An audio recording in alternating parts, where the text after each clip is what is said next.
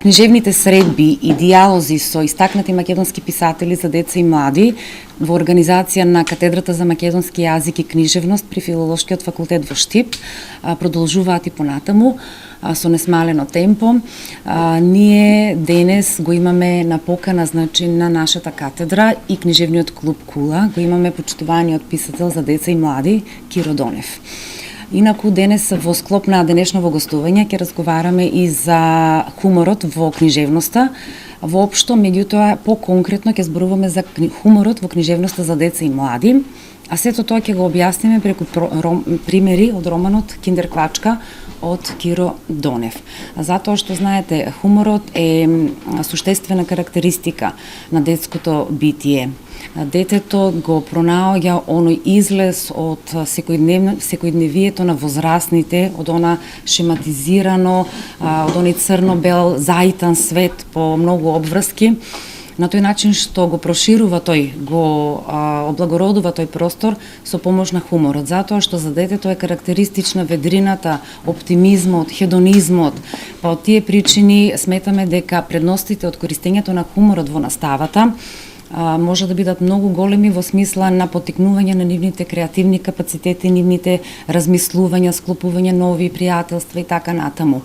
Заради тоа што наставниците, а нашите студенти се идни наставници, треба да најдат начин како да го вклопат тој хумор во наставата, од причина што доколку не можеме да го контролираме хуморот надвор од училиштето, тогаш ние мора да се обидеме стресот надвор од училиштето, ние мора да се обидеме да го контролираме стресот што го имаат учениците во училиштата под влијание на разни тестирања и така натаму. Од тие причини денес се обидуваме на нашите студенти да им ја доближиме оваа тема преку делото на Киро Донев. Само во моментов студенти од Филолошкиот факултет од 1 до 4 година. Има ли интерес?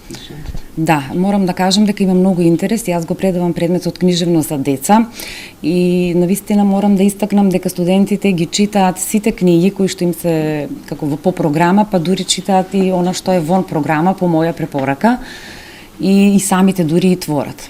Да кажам дека сум бил во Скопје по овакви поводи. Меѓутоа, посебно ми е драго што сум во Штип, бидејќи јас сум питомец од Штипската учителска школа, или ја, како што се ја нарекувам, јас Штипска Сорбона.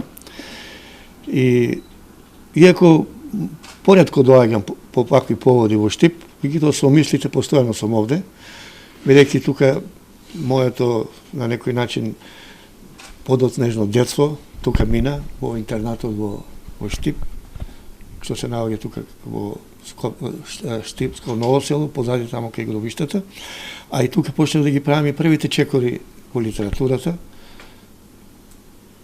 Присуствував на првите средби со писателите кои во тоа време доаѓаа во нашата учителска школа, меѓу кои Љупчо Стаменски, Ренџо, Видој Подгорец и некои други. Дека тоа е многу добра работа што се практикува. Еве, јас имав и во Скопскиот, во педагошката школа во Штип, факултетот, исто така еден таков настап. Меѓутоа, ми се чини дека сега во едно време кога имаме наплив од тие електронски медиуми, од разни начини на презентирање на книгата, ваквиот начин е многу подобар, заради тоа што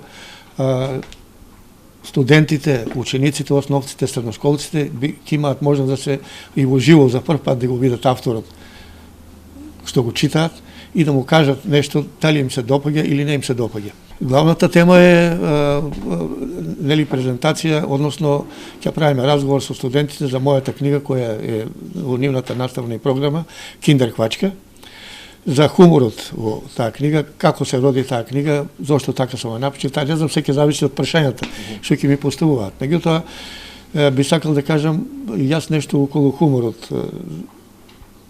Ми се чини дека не само децата, па еве и овие младинци се уште не зачекориле длабоко во животот, што се вели, ќе има доволно време до крајот на животот да се нервираат за една или за друга работа, па јас се трудам на некој начин преку не бирајќи смешни теми, туку она што е во животот што е смешно.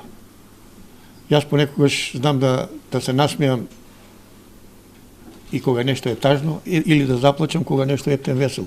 Се зависи од тоа како го сваќа хуморот, а јас сум човек кој не прави конструкција за тоа, туку спонтано што ќе ми дојде така на тоа. Мислам дека особено децата, младите, имаат време кога да тагуваат за нешто, кога да се нервираат и така. Сега им е време да уживаат.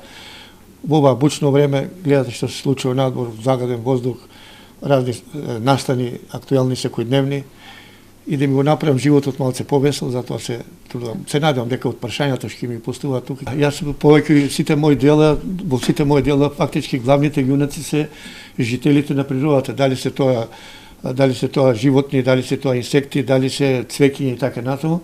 Оној мал свет покрај кој ние секојдневно минуваме, не го забележуваме, а толку е битен за нашиот опстанок.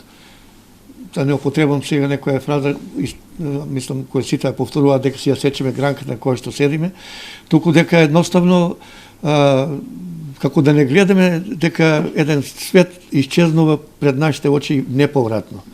И сега ние засадуваме од една страна дрва, садиме дрва, а од друга страна ги палиме шумите, или во природата влегуваме како на трапници, користејќи таа нејна богата трпеза, како само за нас, без да размислуваме дека треба тоа да остане за оние другите што доаѓаат после нас, и дека не е битно да засадиш едно дрво, туку да треба да се засади, мојата цел е да засадам љубов во срцата на децата, на младите, кон природата.